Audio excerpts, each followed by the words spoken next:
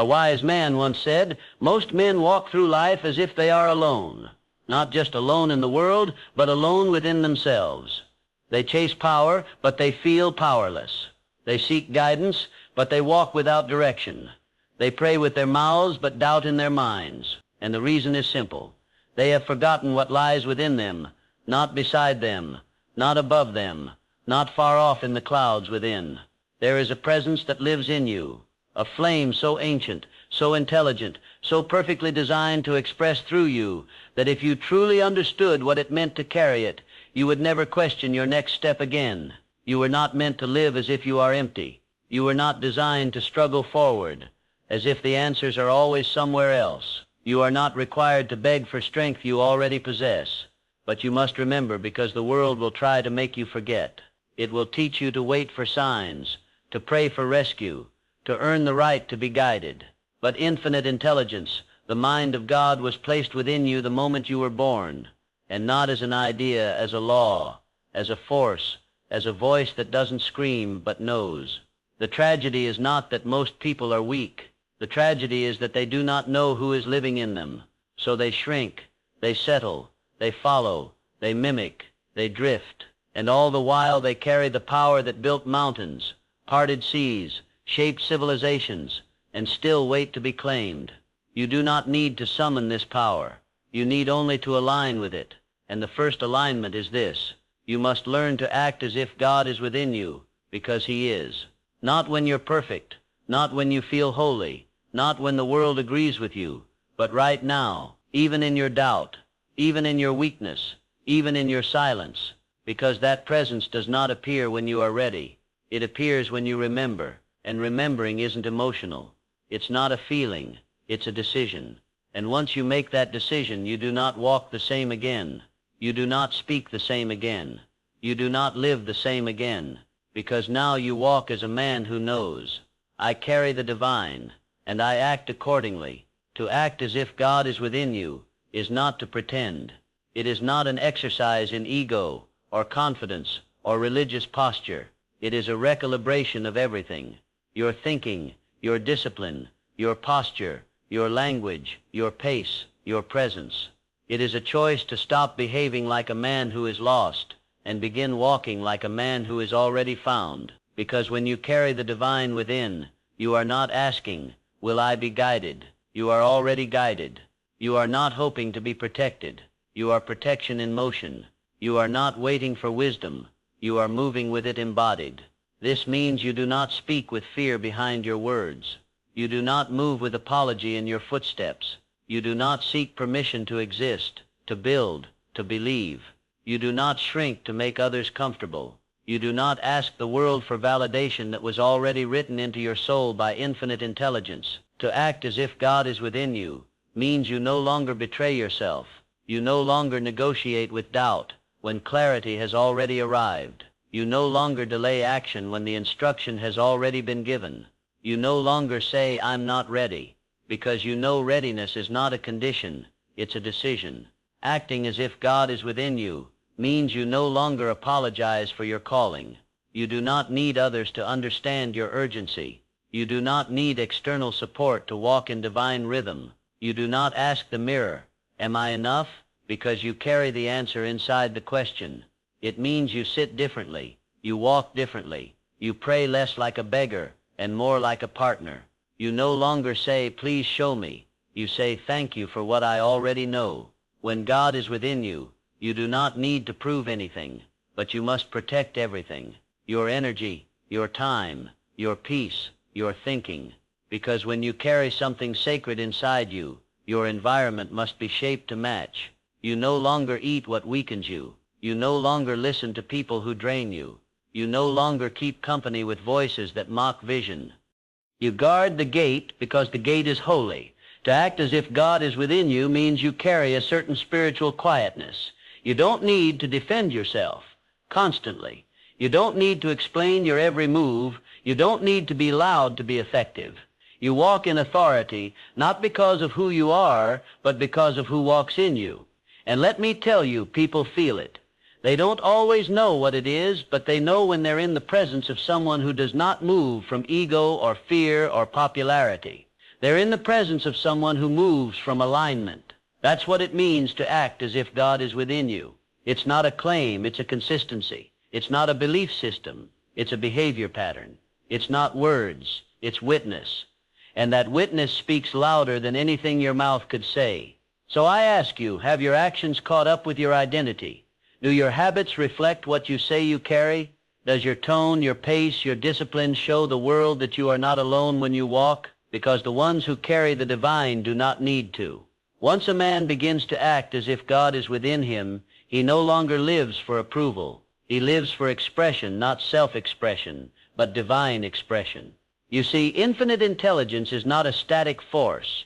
It does not reside in you like a statue in a temple. It moves, it speaks, it creates, and it requires a vessel. It needs a mind to think through. It needs a mouth to speak through. It needs hands to build through. And if you will not offer yours, it will move to the one who will. Because the divine does not wait on potential. It flows through availability. When God lives in you, you become a channel. You begin to feel thoughts that didn't come from study, ideas that carry more weight than your current level of knowledge, words that arrive faster than your ego can prepare. And if you try to own it, if you say, look what I've done, you sever the source. But if you say, use me again, the power continues. This is what the world doesn't understand about spiritual genius. It is not man achieving greatness. It is God expressing greatness through man. And that expression only comes through the available and the obedient. So when the divine begins to express through you, you begin to speak differently. Your words stop seeking attention. They start becoming instruments. You begin to write differently. You do not write to impress. You write because the message is already burning and must be released. You begin to move differently. Every decision is shaped by an invisible alignment you no longer question. You begin to sense timing. You say yes when the moment is ripe. You say no without guilt. You're no longer guessing. You're tuned. You may not always feel holy. You may not always feel ready. But that doesn't matter because God does not wait for your mood to match your mission. He moves through the man who shows up again and again. He speaks through the mind that remains quiet enough to receive and bold enough to release. And so the pressure changes. You stop trying to come up with the perfect thing to say. You stop trying to map the entire future. You stop trying to own the outcome because your role has changed. You are no longer the source. You are the servant of the source. And in that role there is no pressure, only obedience. There is no competition, only calling. There's no comparison, only clarity. Because once you realize that the divine is trying to move through you, you stop asking, am I worthy? And you start asking, am I ready? And when you are, you become a walking instrument of intelligence, order, and power. Not loud, not showy, not self-important, but so steady, so certain, so aligned that even your silence starts changing rooms. Because when the divine begins to express through you, you stop performing and you start becoming. And that is when people stop seeing you and start seeing what's moving through you. Let us now expose the lie, the quiet deception that has paralyzed millions of gifted, spiritual, capable people. I'll act when I'm ready, but let me speak it plainly without softness. You will never feel ready to carry what you were born to carry. Why? Because divine assignments do not arrive at your level of comfort. They arrive at your level of obedience. Readiness is a feeling. Obedience is a decision. And if you live according to feelings, you will die with unused potential. The man who waits to feel worthy, the woman who waits to feel holy, the mind that waits to feel qualified, misses the moment because the divine never gave you instruction based on your mood. It gave it based on your alignment, and when that alignment is felt, you must move immediately. You don't act because you understand. You don't act because you feel perfect. You act because the signal was given, and the signal is not sent twice. Every calling arrives with a short-lived gate, a spiritual window, and those who act inside the gate become instruments of power. Those who delay watch the window close, not out of punishment, but because momentum was passed on to the one who moved. You must stop negotiating with your emotions. You must stop waiting for your circumstances to confirm your calling. You must stop assuming that God will delay his plan until your insecurities are satisfied, because he will not. The moment you receive the inner knowing that this is the time, that this is your message, that this is your opportunity. You are accountable. And the man who delays that accountability, who says maybe later, who says when I feel more confident, who says when I have more proof, has already disqualified himself from the anointing. Because power flows through the ready, not the perfect. And readiness is not what you feel, it's what you decide. So I ask you, are you waiting for more signs? Are you holding back your voice because you fear being misunderstood? Are you withholding action because you haven't figured out step 5 when step 1 is still undone? Are you still asking for confirmation after being shown what to do again and again? If so, understand this. You do not lack clarity, you lack commitment to what is already clear. And clarity without commitment is torment. You will feel it every morning. The knowing, the pull, the guilt, the ache, not because you're cursed, but because you are chosen and ignoring the call. Do not ask for the calling to come again. Act on the one that already came, because the divine does not waste energy. It will not keep giving instruction to a mind that waits for emotional alignment first. The moment you say yes without full understanding, without full preparation, that is when everything begins to align. Resources begin to arrive. Confidence builds in motion. Power flows to your hands because they're already moving. And the fear that ruled you starts falling away. Not because it disappears, but because it cannot keep up with your pace. You must act before you feel ready, because readiness is the reward of obedience, not the prerequisite. Move first, and everything you thought you needed will begin to meet you in the path, because that's how the divine works. Faith is not proven by stillness. Faith is proven by motion. So I say to you one final time in this chapter, do not wait until your hands stop shaking. Move while they're shaking. Do not wait until your voice feels steady. Speak while it trembles, because the man who obeys in his fear will one day walk in such power that fear will no longer recognize him. There is a kind of power that cannot be faked. It does not come from wealth. It does not come from titles. It does not come from how many listen when you speak. It comes from who you are before you open your mouth, from the weight you carry in silence. And that weight, true weight, only comes when a man has remembered that God is within him. Most people raise their voices to be heard. The man who walks with inner authority speaks softly, and still everything leans in. He does not need to sell himself. He does not need to be validated. He does not need to prove that he belongs because he already knows. This kind of man does not speak to impress. He speaks when necessary. He listens more than he talks. He does not enter every debate. He does not explain truth to those committed to misunderstanding it. He does not wrestle with noise, because noise is no match for presence. And presence, true presence, is not the result of charisma. It is the consequence of alignment. The more aligned you are with what lives inside you, the less desperate you become to be seen on the outside. You carry spiritual gravity. People feel it when you walk into a room. They cannot define it, but they respect it. They sense that your confidence doesn't come from preparation, but from possession. You are possessed not by fear, but by purpose, not by performance, but by presence, not by needing to be known, but by being already known by the one who lives within you. This is why the man who walks with God inside no longer acts like he's searching. He walks like he is found. Not everything, but the one thing that shapes all others. His confidence is not loud. It is calm, it is anchored. It cannot be bought. It cannot be faked, and it cannot be explained to those who haven't tasted it. This is the paradox. The closer you come to the divine within, the less you need to declare it. Your stillness becomes your sermon. Your decisions become your doctrine. Your walk becomes your witness. Because when you no longer need to convince the world of your power, the world starts responding to you in ways it never did before. Opportunities flow faster. Opposition feels weaker. Criticism shrinks in importance, and peace becomes your constant environment. Not because life is easy, but because you're steady. Confidence is not noise. Authority is not volume. And spiritual alignment does not scream. It moves differently. It pauses. It breathes. It speaks when it's time and not a second earlier. It answers when it's called, but never chases applause. It builds slowly, but what it builds lasts forever. So if you are still trying to be loud enough to be respected, still trying to outwork your insecurity, still trying to prove you carry something valuable, stop. Be still. Be consistent. Be faithful to what you already carry. Because the loudest man in the room is not the most powerful. The most powerful man in the room is the one whose silence makes others uncomfortable because it reminds them of what they've forgotten within themselves. Let them feel it. Let them notice your calm. Let them misunderstand you, mislabel you, misjudge your restraint. You are not here to impress. You're here to embody, and once you do, your silence becomes louder than their performance ever could. Let's stop for a moment. You say you want to walk in power. You say you want to live with conviction.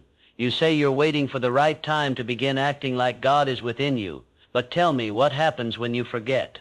Not in theory. I mean in your real life. What happens when you wake up and don't remember who you are? You shrink. You second guess. You rehearse conversations that haven't happened yet. You let one comment from a small person shape your entire sense of worth. You scroll your mind instead of commanding it. You look in the mirror not for vision but for permission. You start asking weak questions like, am I ready? What if I'm wrong? What if they think I'm too much? Who do I think I am? And that's the moment you've already lost. Not because the world is against you, but because you've stepped out of alignment with what lives inside you. The shrinking happens fast. It starts in your posture. Then it moves to your voice. Then it touches your decisions, and soon you are no longer living. You are surviving, managing, maintaining, drifting, and you'll justify it. You'll say things like, I'm just being humble. I don't want to be arrogant. Maybe I should wait until I'm more experienced. I'm just tired right now. But deep down, you know the truth. You're not tired. You're disconnected. You forgot that you carry something infinite. You forgot that silence doesn't mean absence. You forgot that confidence isn't noise. It's remembering who sent you. And in that forgetting, you trade your fire for fog. Let me show you what that looks like in real life. You had the idea, but you didn't act. You felt the nudge to call, but you let the fear of awkwardness win. You had the urge to build, but you waited for more resources. You had the strength, but you shrunk yourself to fit their expectations. You heard the inner yes, but you asked for 3 more confirmations just to be safe. And now you're restless. You're replaying everything. You're exhausted not from action, but from delaying action. Because nothing drains a soul faster than knowing what to do and doing nothing. This is what forgetting looks like. It's not dramatic. It's quiet, subtle, daily, deadly, and that's what the enemy of your life wants. Not to destroy you with one blow, but to erode you slowly by making you forget what's already inside you. So how do you stop shrinking? You remember by how you sit, by how you speak to yourself when no one's listening, by how you respond. When fear shows up knocking at your door, by how quickly you act when that divine urge stirs something in your chest. You remember in your behavior. Because belief is nothing without embodiment. You cannot claim to walk with God and still crawl through life like you are powerless. So if you've been shrinking, if you've been hiding, hesitating, apologizing for your own fire, this is your wake-up call. Stand up, speak slower, breathe deeper, start the project, say no with your chest, and walk into the next room like you're not the only one walking in, because you're not. And the moment you remember who lives within you, the shrinking stops, and the world has to make room for a version of you it hasn't seen in a very long time. There is a way a man walks when he is empty, and there is a way he walks when he knows he's not alone. When a man walks with nothing inside him, he flinches. He hesitates, he over-explains, he watches others before deciding what to be, he responds to pressure instead of applying it. And worst of all, he follows a path made for someone else, but the man who walks as if God is within him, he doesn't just walk differently. He moves the air around him. He doesn't ask for permission to take up space. He doesn't announce his presence. He is his presence. When he enters a room, people notice, not because he's loud, but because he's undeniable. He doesn't wear power like a costume. He wears it like skin, natural, necessary, effortless. You see, the man who walks as if he is not alone doesn't move with arrogance. He moves with authority. And there's a difference. Arrogance says, look at me. Authority says, I see clearly. I move accordingly. Arrogance inflates itself. Authority is grounded, certain, silent, dangerous in its stillness. When you walk as if God is within you, you slow your pace. not because you're lazy, but because you don't chase anything anymore. You stop running from silence. You crave it because silence is no longer empty. It's where the next instruction lives. You speak with intention. Fewer words, more weight, no fluff, no insecurity hiding behind the tone. You look people in the eye, not to challenge, but to reveal. I'm not here alone. You stop apologizing for your presence. You stop shrinking to be accepted. You stop asking, is this okay? You start living like you've already been sent. This is what happens when the God within becomes not just an idea, but an atmosphere. You create inner gravity. You attract what is aligned. You repel what isn't. You carry peace that no storm can touch because you don't draw from the outside world anymore. You walk as if the voice that made galaxies also walks with you. And once that becomes real, you don't look for signs. You become the sign. So the next time you walk into a meeting, into a decision, into a conversation that used to shake you, remember who's with you and walk like it. No more looking around to see what others are doing. No more searching for the right vibe to match. No more giving your power away to the loudest voice in the room.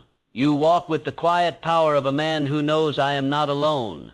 I never have been. And everything I need to say, build, become, is already in motion within me. Walk like your footsteps carry weight. Walk like your silence is deliberate. Walk like you're not moving through life hoping things will work out. Walk like you are walking with the one who wrote the outcome because you are. And the sooner your body reflects what your spirit already knows, the more unstoppable you become. Now when you say God is within you, when you believe in divine power, when you want to walk in alignment with infinite intelligence, you must make room for him. Have you cleared the space? Have you silenced the noise? Have you removed the distractions that block the signal? Because if your mind is full of fear, if your calendar is full of things that drain you, if your environment is full of voices that mock your calling, don't tell me you're aligned. Don't tell me God is within you.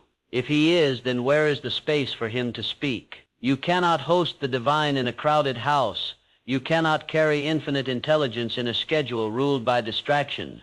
You cannot hear what's sacred if all you listen to is noise. This is why most people never feel the power they claim to believe in, because their lives are too full of everything except what matters. They say they want clarity, but they never sit in silence. They say they want answers, but they never stop consuming input long enough to receive one. They say they want to hear God, but they've handed their attention to the world. Let me be clear. Your life is too loud for a whisper to survive. And God doesn't yell. He waits for the space to be cleared. He waits for your nervous mind to quiet. He waits for the chaos you've normalized to be released. He waits for your real yes, not spoken but demonstrated. So what does that look like? It looks like waking up and listening instead of reacting. Taking 10 minutes not for more motivation but for sacred stillness. Saying no to conversations that pollute your peace. Cutting ties with environments that cheapen your energy. Fasting not just from food but from everything that clouds your vision. Guarding your ears like gates. Watching what you consume not because you're fragile but because you're carrying something holy. You don't need to add more to your life. You need to subtract what's blocking your power because the God within you doesn't shout over your distractions. He waits for room. And when you clear it, he fills it. And suddenly you think more clearly. You know what to say without rehearsing it. You feel strength without forcing it. You speak with weight even in soft words. You move with peace even when there's pressure, but only when space has been made. And that space isn't just physical. It's emotional, spiritual, energetic. Ask yourself, what am I holding on to that crowds my spirit? What relationships have expired but I still carry? What guilt, shame, regret, and past versions of myself am I dragging like dead weight? What patterns am I stuck in? Not because they serve me, but because I'm afraid of the stillness that will follow if I let them go. That's the hard truth. Some of you keep your lives loud because silence would force you to hear what you've been avoiding. But in that silence is where God lives. In that stillness is where alignment begins. In that open space is where your next instruction is waiting. So if you truly believe he is within you, start proving it with what you remove. Because the clearer the room, the louder the whisper. And the louder the whisper, the more unshakable your steps become. Make room. He's already there. Now let him move. There comes a moment in every life when the questions must stop. The begging, the wishing, the searching, the restless prayer that sounds like, when will someone help me? When will the way become clear? When will I be given the power? And the answer, though few are willing to hear it, is this: you were not meant to keep asking. You were meant to become the answer. You were not created to chase certainty. You were designed to embody it. You were not placed on this earth to wonder who will rise. You were placed here to rise yourself so others remember they can too. But here is the tragedy. Most will never rise, not because they lacked opportunity, but because they never believed they were chosen to become the solution they waited for. They waited for the right man to lead, the right mentor to appear, the right door to open. But what if the door is not something you knock on? What if you are the door? What if the answer you keep searching for in the world has been asking for permission to live through you all along? You don't need more time. You don't need another sign. You don't need to be discovered. You need to decide. Decide to walk into the unknown with the confidence of one who knows he is not empty. Decide to stand where others tremble. Decide to speak when the moment calls, even if your voice has never been used that way before. Decide to carry your assignment, even when your hands still shake, because the shaking does not disqualify you. The fear does not mean you're on the wrong path. The doubt does not cancel your destiny. The only thing that separates the man who becomes the answer from the man who dies still waiting is decision. Decision to act when it's unclear. Decision to trust what was given to him in silence. Decision to carry the divine not just privately but publicly. So ask yourself, are you waiting for someone else to carry what was assigned to you? Are you hoping another man will step forward so you don't have to feel the pressure? Are you waiting to be told what you already know? You say you believe God is within you. Then why are you still living as if he is silent? The truth is he has spoken and now he waits, not to lead you but to lead through you. There are people watching you right now, not for entertainment, but because your next move gives them permission to remember their own calling. There are situations waiting not for the right idea, but for your alignment to unlock the timing. There are generations that will either rise or remain buried, depending on whether you act now or pass the weight to someone else. And so I tell you, you've prayed enough, you've studied enough, you've begged enough. Now you become the answer to the question that once kept you up at night. Become the voice that breaks confusion. Become the calm that steadies the storm. Become the movement that triggers alignment in everyone watching. And once you do, you'll stop wondering when God will show up, because you'll realize he already did. He showed up when you did. You've heard enough. You've waited long enough. You've hesitated long enough. And now you must walk. Not because you have all the answers. Not because you feel strong. Not because the path is smooth. But because you've been chosen to carry something greater than certainty. Conviction. And conviction is not a feeling. It's a posture, a decision, a spiritual contract. You walk not to find clarity. You walk until clarity finds you. You walk until your habits match your identity. You walk until your fears learn your name and stop bothering you. You walk until your silence speaks louder than their noise. You walk until your face looks like someone who has seen God and remembers. Because that's what this journey is. It is not a sprint. It is not a sermon. It is not a moment of inspiration. It is a way of life. And every step you take from this day forward will either confirm that God lives within you or betray it. So how do you walk? You walk like the man who no longer apologizes for his pace. You walk like the woman who no longer explains her yes or her no. You walk like someone who has burned the need for validation and now moves by alignment alone. You walk when it's hard. You walk when it's quiet. You walk when it feels like no one sees it, because you know the one who sent you still watches. You walk with eyes that no longer scan for comparison. You walk with a voice that no longer shakes when it speaks the truth. You walk with hands that are steady, not because they've never failed, but because they now move with purpose. And here's what will happen. People will ask, what changed? And you won't explain, because it wasn't a moment. It wasn't a conversation. It wasn't a technique. It was a return to who you were before the fear, before the forgetting, before the smallness, before the delay. a return to the one truth they could never take from you, that God lives in you, and that changes everything. So walk until the questions stop, until the room shifts, until the doors open, until your life becomes the loudest proof that something divine is moving through you. Walk until you no longer have to convince anyone, because when a man carries the presence of God within him, he becomes unmistakable.